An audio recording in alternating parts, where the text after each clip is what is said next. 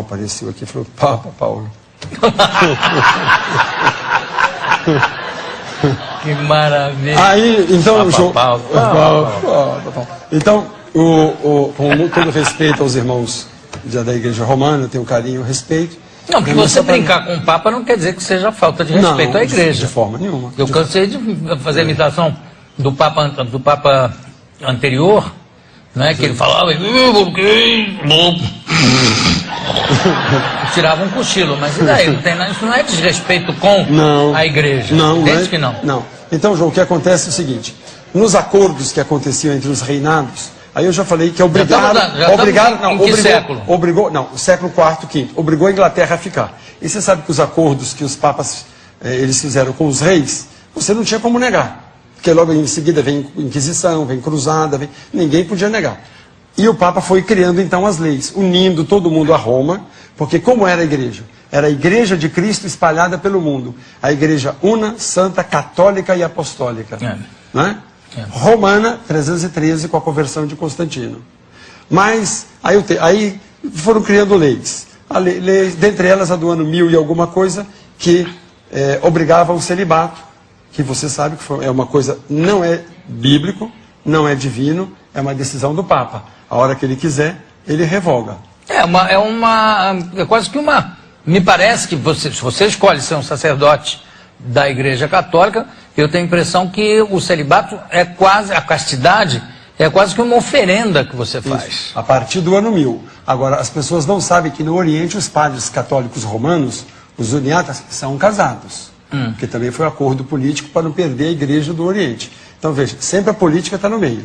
Mas Deus age no meio da política. Sim, mas tudo isso partiu do que eu falei, que o Henrique VIII, que aí é 1400... 1500. Que morre o pai dele, o Henrique VII. Comecinho 1530, alguma coisa. Então, 1500 e pouco. No acordo entre Espanha, Vaticano, a França e a Inglaterra, para manter ali o poder, né? Então, o Papa faz um acordo com a Espanha e a Catarina se casa com o filho do Henrique VII, irmão do Henrique VIII. Com a morte do filho do Henrique VII e com a morte do Henrique VII, Roma aí faz então a união do Henrique VIII com a Catarina. Ele Henrique casa VIII com 16 anos para continuar mantendo o sistema. E aí, para a gente não ficar dando aula aqui, porque as pessoas podem ir lá no Google e ver isso com facilidade, o que acontece? Ocorre o seguinte, que o Henrique VIII estava louco para ter um filho homem. Mas ele comeu a Catarina. E as irmãs da Catarina, as primas da Catarina. Depois ele disse que não comeu a Catarina, que o casamento não foi consumado, mas ele comeu direitinho. Mas, João, veja bem.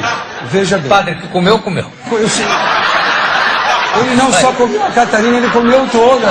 Sim. Ele comeu várias. Não, mas ele usou como pretexto. E não foi só ele. Não, o que ele usou como pretexto não teve pretexto, teve o seguinte, o Henrique VIII... Não foi consumado o casamento. O Henrique VIII queria uma filha, vamos resumir, o Henrique VIII queria mas antes de resumir, ele não disse que o casamento, como pretexto para a separação, para anular o casamento, ele não disse que o casamento não tinha sido consumado? Não.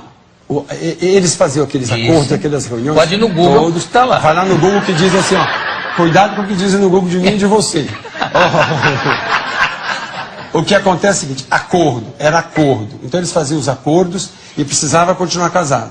Quando ele pediu o divórcio, e falaram com o Papa, que o Papa fez a concessão e a Espanha ameaça invadir o Vaticano, Filipe. E o Papa volta atrás, Filipe era tio da Catarina. Era, sobrinho. Sobrinho. Tudo acordo. Tudo acordo. Então o que aconteceu? A igreja da Inglaterra, os reverendos, os padres, eles aproveitaram daquele momento. Ele falou, é agora, vamos aproveitar. A Inglaterra é a rainha dos mares. Foi uma pauleira, mas tinha gente que não queria. Muitos não quiseram, como não querem até hoje. O que acontece é o seguinte, a igreja anglicana, ela não é melhor nem pior que as outras igrejas. Só que é o seguinte, dentro da igreja... Ela é mais liberal, vamos dizer. Ela é liberal. Por exemplo, você tem regiões que não aceitam que a mulher seja ordenada. Você tem ordenações femininas. Na igreja anglicana tem. Na igreja anglicana tem. Tem regiões que querem, tem regiões que não querem. Você não quer? Não quer, mas você vai aceitar porque é uma decisão da igreja. E qual é a posição da igreja anglicana em relação ao homossexualismo? Padre homossexual. Você quer saber sobre o homossexualismo ou sobre o padre homossexual? As duas coisas. As Não, duas porque uma coisas. coisa reflete na outra. Reflete na outra. Veja bem, Jô, é evidente que... Sem querer te interromper, já interrompendo, só para esclarecer. Porque na Igreja Católica, o homossexualismo ainda é considerado pecado, não é isso? É pecado. Pois é, então a partir daí... Pelo menos a prática é pecado, é pecaminoso. Sim, a prática. Se você claro.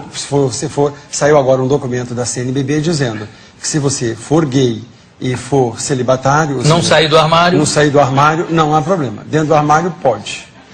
Pode. Se você estiver sozinho dentro do armário. Porra, e não tiver cabide no armário. Esse reverendo é terrível.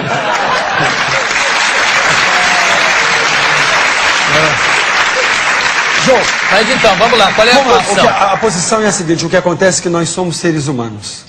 Heterossexuais, gays, homens ou mulheres, nós fomos chamados e enviados para Jesus Cristo para amar as pessoas. E criados por Deus. A imagem e a semelhança de Deus. As pessoas confundem que ser homossexual é ter uma vida de promiscuidade, É verdade. que não tem nada a ver uma coisa com outra.